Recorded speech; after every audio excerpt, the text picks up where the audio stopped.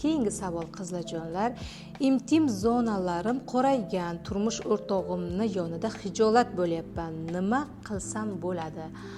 Juda ham yaxshi savol va o'rinli va og'riqli savol. Chunki bunaqa savol juda ham ko'p keladi. Qizlar birinchi o'rinda intim zonalarda albatta mutaxassis bilan birgalikda maslahatlashganingiz ma'qul.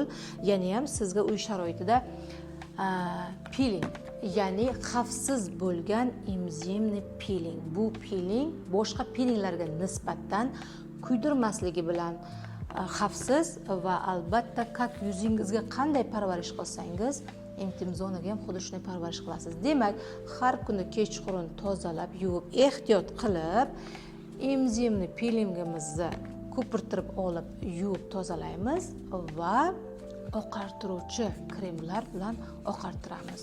Natija juda ham yaxshi bo'ladi. No, albatta maslahat oling bizdan.